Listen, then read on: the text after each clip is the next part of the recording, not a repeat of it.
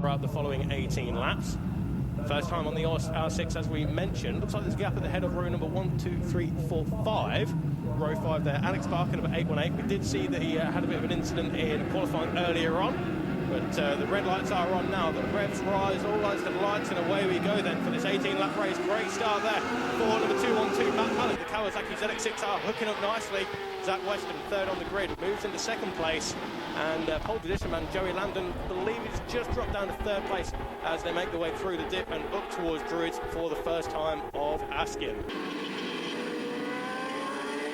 Around they go then, and is Matt Pallet on the bike number 212, and that is the in-timber supported machine for Matt Pallet. We'll watch them as they come around Graham Hill Band there, top 5, top 10, all through safely. A few changes of position further down the order. Oh, we've got a rider down there, one rider on the, that's James Lord, who's just taken to the grass and rejoined the circuit, but one rider down, but perfectly okay. We'll try and catch a number on that one as soon as possible, but rider up and perfectly okay, as we mentioned, but 39 bikes all fighting for the same piece of track, and unfortunately one rider losing out on that one. But Matt Pallet leads the way at the end of lap number 1, and into the Paddock Hill Bend, Zach Weston. Second place, Joey Landon, Tustin, Walsh, Bill, Everton, Hurst, Dutton and Gareth Cunningham. That's your top 10. The big mover on that one there, making up 9 positions, is that of number 67, and that's Ed Ansell. So we're looking further down the order. Doesn't look as though O'Hara, Montini or Barker made the grid. It's number 5 machine, unfortunately, of Luke McRae, who's not showing as completing the first lap, and I can see it's number 5 down there and the exit of Graham Hill Bend. So Luke is absolutely fine, but I can imagine just a little bit annoyed. But Luke McRae is down and out of the race. 35 riders out on circuit, and it is still Matt Pallet leading the way. Fastest in the first sector, going purple, is your man in 7th place. That's Elijah Everton, and we do have a leading group of 1, 2, 3, 4, 5, 6, 7, 8 riders, rounded out by Sam Hurst. So Sam Hurst there in 8th position, but Elijah Everton at 49.840, the quickest rider on circuit. Second quickest is Glenn Walsh, the man in 3rd place, looking to get onto the rear wheel of Zach Weston. So young Zach Weston doing a great job in 2nd place, easy to spot with the white wheels on the Yamaha R6, but we're watching them now. Michael Mills, I believe, is just behind Elijah Everton. Of course, Michael Mills, very quick rider, former runner-up in the MRO 600s, and is there in 6th place. Purple first sector for Glenn Walsh on this lap. This is, of course, lap number 3, and Glenn Walsh is only a tenth of a second behind Zach Weston as they started this lap. They're coming around clearways on towards Clark Curve now, heading towards the straight. It's almost side by side between himself and Zach Weston, and it's purple for number 164 machine of Michael Tustin. So going green in sector 1, green in sector 2, and it's the fastest lap of the race for Michael Tustin. Up towards Druids they go once more, but Matt Pallet, all of this is unfolding behind him.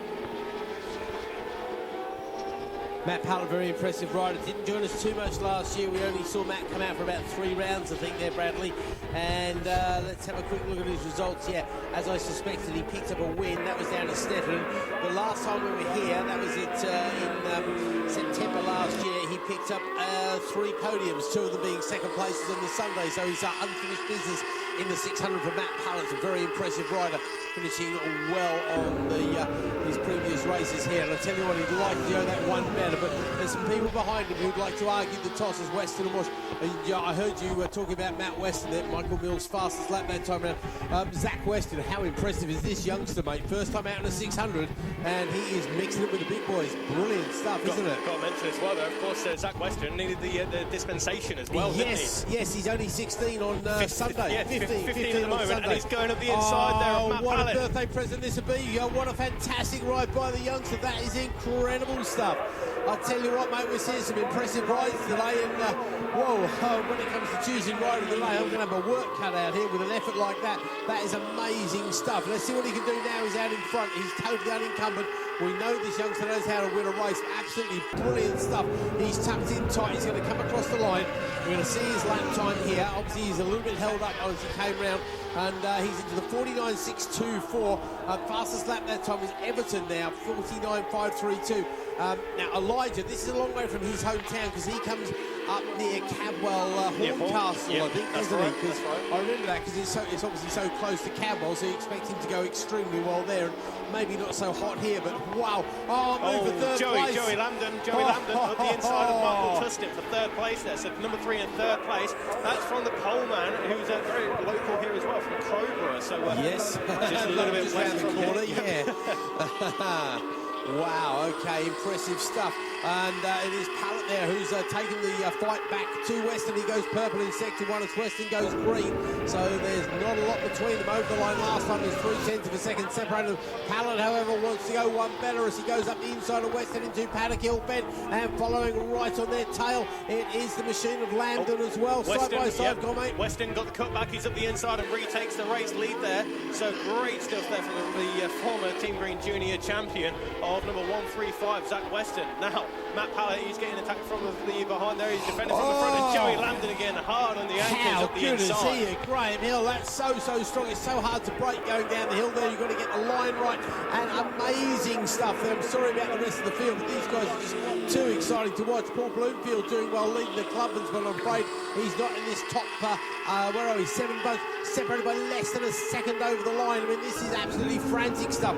We expect this in the MZ between 2 or 3 boats, maybe the Ninjas, but the 600, it's been a while since we've seen this action this close, isn't it, Bradley? Yeah, you're absolutely right there. Joey Lambden was thinking about a move up the inside in towards Paddock Hill Bend on Zach Weston. That's Michael Tustin running a little bit wide. He drops a position, drops 2 positions there. You don't make mistakes in this company, mate. No, absolutely not. You're going to feel the consequences tenfold. I tell you what, I was worried about these guys might be feeling the cold on their fingers, but I reckon the adrenaline will be pumping so hard for these guys, that blood will be rushing around their bodies, and it's going to get rushing a little bit more, because if you look up ahead there, as these guys go around Surtees, coming off of Clearways there's a group of 4. Joey Lambden around the outside of Surtees to get the inside line into McLaren's. Joey Lambden takes the race lead from Zach Weston. Move. Oh my word. Well, that was a breathtaking move, mate. That was a brave. That took what we like to call some testicular fortitude, I think. Absolutely Matt Pallet up the inside of Zach Weston into Paddock Hill Bend. So Zach Weston in the space of 3 corners goes from the lead down to third. He's going to get the cutback and try and get the drive once more on Matt Pallet. But here comes, is that Elijah Everton up the inside of Zach Weston? Almost up the inside of Michael Tustin, but he's there in 4th place, is Elijah Everton. So it's all changed from around about 30 seconds ago. Michael Mills trying to go around the outside of Zach Weston for 5th place, but Joey Lambden with a clear track in front. I wouldn't be surprised to see him try and really get the hammer down now. Well, the stuff I was talking about a lap ago before Lambden decided to raise the excitement level up in your voice there, mate, and I don't blame you, is, of course, there were 4 back markers having their own private little battle here. So they're going to be encountering these guys, I think, maybe as we hit Paddock Hill Bend, so it could all be chopping and changing here very rapidly. I see young Sam Hurst dropping on, so he's dropped away from this top 6 as Lambden comes across the line with the fastest lap of 49.087. But now come the back markers. This is going to get even more confusing now, isn't it, Bradley? Yeah, I have to admit, I've no idea who is where at the moment. We'll wait for it to all come out in the wash. I'm so glad we got the TSL timing screen ahead of us. That's there. Joey Lambden is first, ahead of Matt Pallet. Wow. Elijah Everton's found his way into 3rd place, ahead of Michael Tustin. Then it's Zach Weston, Michael Mills up next. It's all changed, hasn't it, again? Oh, mate, what a pace these guys are setting at the front there. It's absolutely tight stuff there. Louis Kershaw just drops off the first screen there. Chopping and changing. Well, Walsh went up 2 places on that lap. Weston dropped 2 places, but that's all going to change as Gower goes past on Walker for the last place in the club. Let's not worry about that as Lambden comes across the line. He's 49.8 this time, so 0.8 of a second slower than his best lap, but he was going through the traffic. I'll mention it now so it doesn't catch us out later. Elijah Everton's transponder seems to be dropping down there and pinging him back up again. That'll catch us out, no doubt. Anyway, thanks for the warning. I know exactly what will happen there. So Matt Pallet, he was second here last time we were at Brands Hatch. Can he go that one better? Well, I have to say Joey Lambden is looking, I won't say unbeatable, but he's looking ridiculously strong. However, we are 10 laps into this 18-lap race, so 8 laps to go. There's still a fair way way to go as well, because that's a fair old pace, isn't it? Here's one for you as well, Keith. You've got a lot more experience in this than myself. Would tyre degradation come into an 18-lap race here? Ooh, that's a very good question. I'm not a great tyre expert, I imagine, because of the weather. These guys will all be running soft tyres. You would hope 18 laps. I think they'd stay in there reasonably well. We might see a bit of degradation. I don't think it's going to fall off a cliff, though, because these guys are looking, they're 10 laps in there. They've been pushing as hard as they possibly can, and they're pretty much all in the 49s. Their best laps are the 49s, their last lap of the 49. These guys are just totally on it. That's the pace you need to set here. Joey Landon was 0.3 of a second ahead of Matt Pallett as they came across the line, but as they encountered the back markers onto the Cooper straight there, it looks as though he's trying to go the long way around, and Matt Pallett will have the inside line. They're almost side by side in towards 30s, but there's a little bit closer than 0.3 of a second now. Joey Landon through on the tail ender then, as is Matt Pallett and Elijah Everton. So a tail ender in between third and fourth now, as Michael Mills and Michael Tustin make his way around one of the tail ends who comes into the pits. So coming around to complete lap number 12 now, Joey Landon, as Elijah Everton looks at the inside of Matt Pallett. Oh, I thought that was going to be two for the price of one then, but Elijah Everton up into second place, sorry.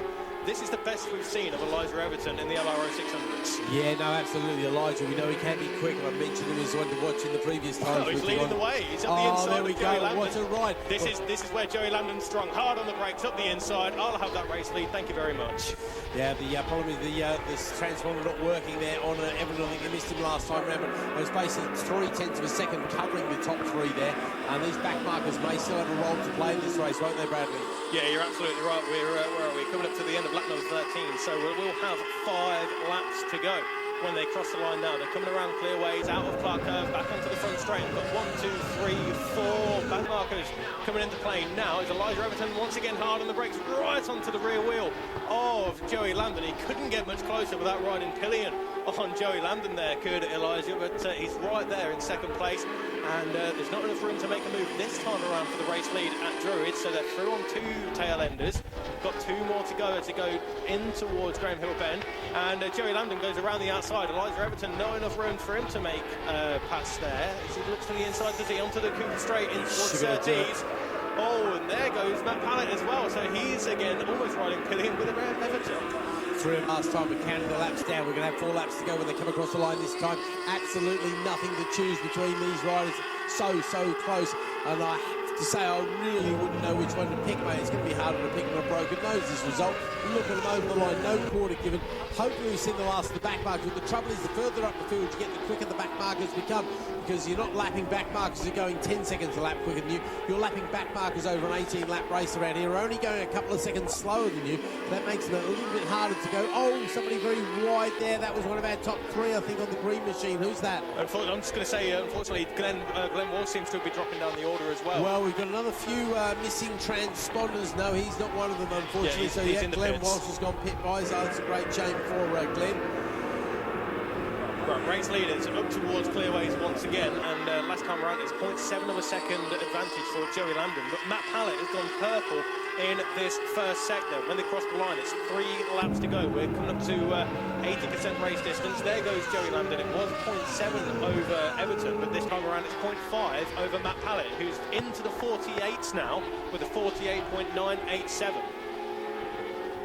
Wow, 48 seconds, that's a very quick time, and these guys are absolutely not giving any away. What have we got left now, Bradley? We've got 3 laps left with 2.5 in real terms. Of course, they come down the hill, and he's still Landon leading the way. Now, we know how strong he is. There's no way anybody's going to outbreak him at the bottom there. Just a quick one as well. Elijah Everton has lost a little bit of touch there with the leading 2, but he's dropped into the clutches of Zach Weston, so it could well be a second win here for Zach Weston. And you know for a fact, you know, he's a kid who wants a podium in his first MRO 600 race. Michael Mills going fastest in Sector 1 that time round as well, so there's still a bit of life. So I don't think these tyres are going off anytime soon at the end of the day there, my friend, because you're seeing the fastest lap towards the end of the race here, and also sector times coming in very rapidly indeed. So Weston is pushing hard. What have we got now left now? We've got 2 laps. Oh, Matt Pallett and Joey Landon side by side. It's Matt Pallett on the outside as they go in towards Druids. Joey Landon later on the brakes runs it wide. Can Matt Pallett turn it up the inside? Yes, he can just about. But again, Joey Landon, So strong. strong. He won't break until... Matt Pallett. How's he outbroken Joey Lambden in towards Graham Hill Bend? Yeah, nearly gave him the full buddy right there, that's for sure. He would want a little bit of olive oil there if he got any closer, just to make it a little bit of a softer landing, I think, there. Mason Pallett now leads. He really wants this win. He's got unfinished business, and the hurry-up flag's going to come out. I don't think you have to encourage these guys to go any quicker as we wait for them to come towards us for one last time. Lambden, Pallett, Everton. So they're pretty spread out in relative terms, apart from the top two. Over the line they go, separated by a quarter of a second. And is that more back markers to play with their bread? No, it's not, so don't have to worry about them. We may get one more back marker potentially. That's from Central London, wasn't it, that pass? Yeah, not wrong, mate. That was never on. And down the hill they come. And it's, Matt Pallett leading the way over Joey Lambden. So strong, I cannot believe it. And Lambden, there's his strength gone, really, because that's Graham Hill. Zach Weston's really wanting this final podium position there. He can't get much closer to Elijah Everton. So we're going to try and watch the battle for the lead and third place as well as they go through Surtees on towards Clarence and Clearways. Just waiting for him to come out of there for the last time. Are we going to see any miraculous drive or not? Is it going to be Pallett who's going to claim his first win here for a while? Over the line they come. Chicken flag is ready. Over the line we go, and it is indeed going to be Matt Pallett who takes it with the fastest lap on the last lap of the race. So I answered your question about the tyres, mate. 48.8 on the last lap there, wins by 0.3 of a second over Joey Lambden. Elijah Everton does indeed hang on for that final podium position. Zach Weston is in fourth, but only a couple of tenths away. Michael Mills another couple of tenths back. Then 3 seconds. Looks like Tustin dropped off the pace, as indeed did Hurst, who beats Ross there into 8th place. Then it's going to be Cunningham. We're going to wait for the first of the Clubman to come across the line. I think it's going to be Paul Bloomfield who's ridden a solid race there. It should be the number 87 machine. Is that Ben Dorman? It is indeed. He comes across the line ahead of Dickinson and Dutton and Walker. Gower. Well, 18 laps. Tell you what I was worried about, my friend, was that 18 lap races, as you know, is can be sometimes a little bit boring, but that was far from boring. You know it, my friend. That was definitely a get the voice up to fever pitch experience.